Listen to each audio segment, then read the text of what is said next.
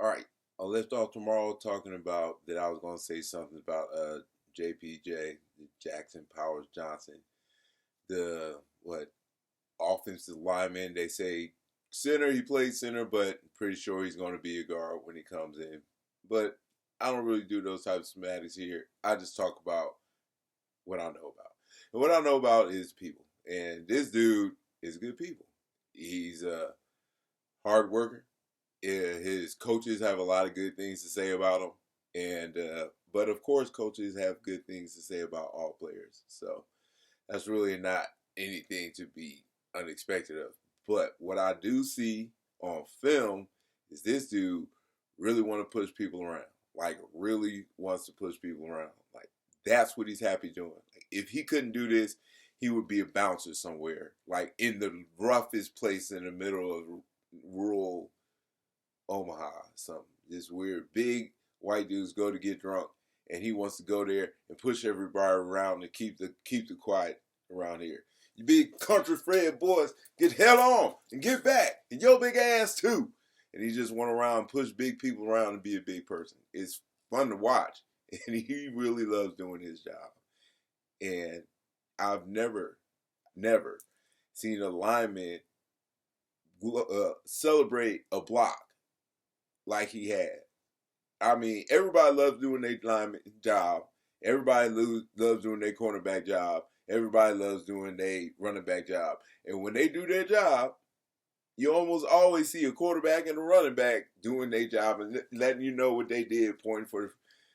You hardly ever see linemen doing their job, getting a block and being hype about the block they got.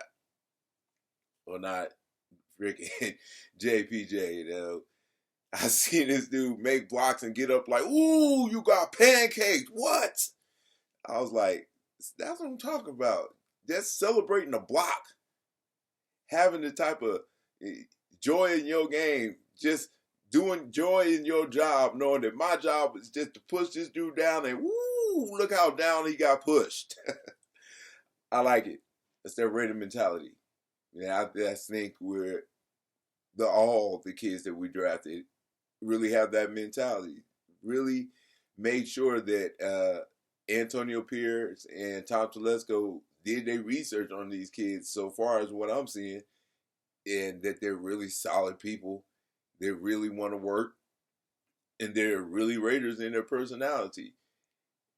Different, but still Raiders in their personality in the fact that they stand strong to themselves. They know how to look forward. They know how to avoid distractions. They know how to be themselves. And they know how to see what they want, get what they want, no matter who's trying to stop them from getting it at all.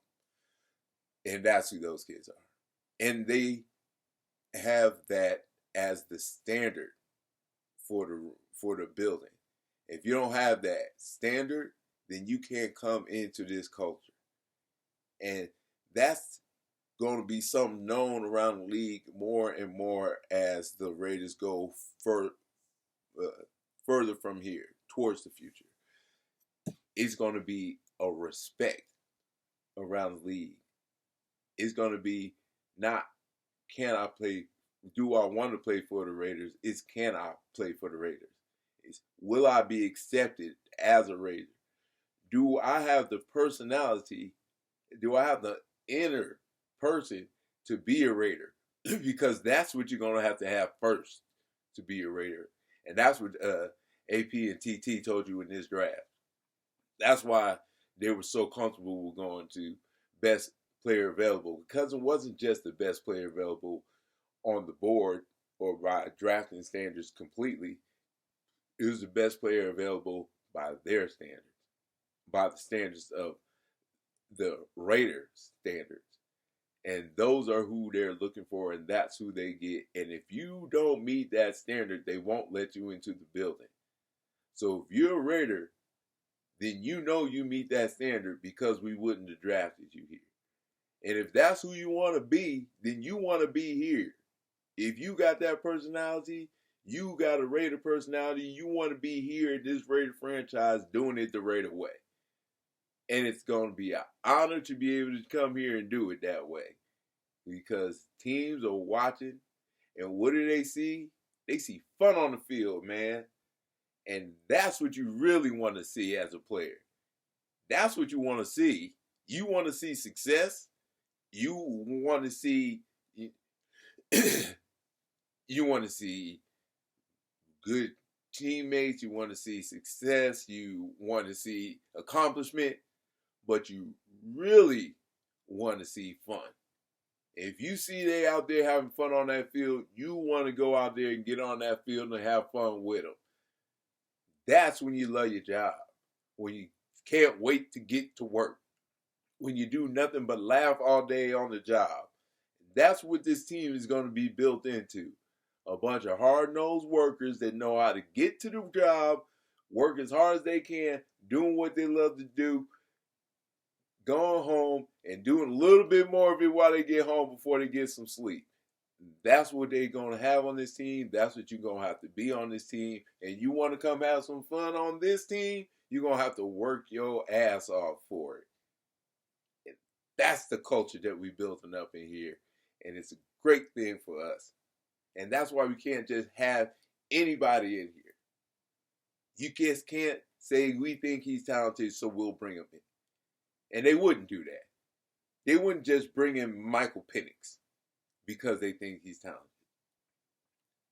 Your boy Q, man. Finally, he has to put it down. He just could not get over the fact that we were okay with going into the season with Aiden O'Connell and Gardner Minshew. He just always had to hold this somewhere in the back of his head that the Raiders had a plan to get somebody from jump. They had a plan to get somebody in the draft. They knew it from the jump. I called him and asked him on the radio show. I said, why do you think they have such a earnest effort to get a quarterback? What is it that you know that we don't know about getting Jaden Daniels so that we can be, have a little bit of insight, because you're so adamant about the fact that they're doing that? And you know what he said to me? He said it's obvious. Whatever the hell that meant. Okay. So fast forward back to here, and it wasn't even obvious, right? It wasn't happening at all. The Raiders looked into those 3 picks for the top 3 quarterbacks. That wasn't moving. They knew that from the beginning. And after that, there were no quarterbacks under consideration. So, from the very first day of the daggone draft season, when they did all the calls were made, and they didn't want to do what was needed to be done to get the picks that they would have had to do what they wanted to do. And that was known day one, or very, very early in the process. So the whole draft, pre-draft, run up, and the Raiders are looking this way, and it smells like Penix, and it's all this way, and it's all that way, and the whispers are here. It's all bullshit. As I said it was from the beginning, I'm just saying that they got played, and they were going to get played, and finally, Q asked the right person the right question, and he got his answer. And hopefully he'll put the shit down, and hopefully everybody else will too. I know, in my opinion, Q was the one holding it up hardest. A lot of people out there were kind of calling down on it, but he just really wanted to hold out the fact that they wanted someone other than Aiden O'Connell so bad. The only reason they have Aiden O'Connell and Gardner Minshew is because we got stuck with them. We had a plan for everything else, for anything else. We were going to go after Jaden. No, we were going to go after Penix. We were going to go for somebody instead of Aiden. Now, look at you. We wasn't going to do any of that. So, it's good to see that come to me, too, because I needed to close that book my damn self. So, he asked the right person the right question for both of us. And I appreciate that, Q. So,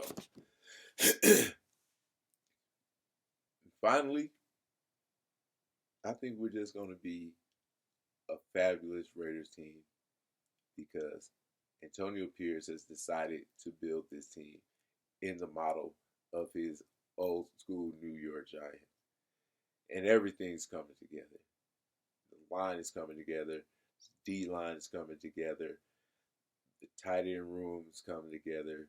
We have the best wide receiver room. It's all come together so quickly and so precisely, so beautifully, that if anybody out there complaining, just tell them to shut up.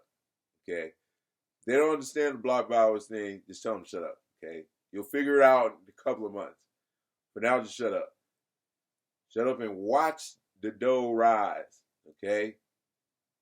Season comes, we're going to cut it up and cook it and eat it. It's going to be fabulous. Enjoy some bread while we in the front driving the I guess it's the AOC 12. I don't like the way that sounds. We're just going to have to go with AOC from now on, I guess, over here, because the other one is too damn long. I mean, AOC is still kind of long, so AOC 1-2 is too much for me. Anyway, thanks for coming through. I hope this was good enough for you to be entertained. If not, I'll try harder next time. You know what I'm saying? Guru out.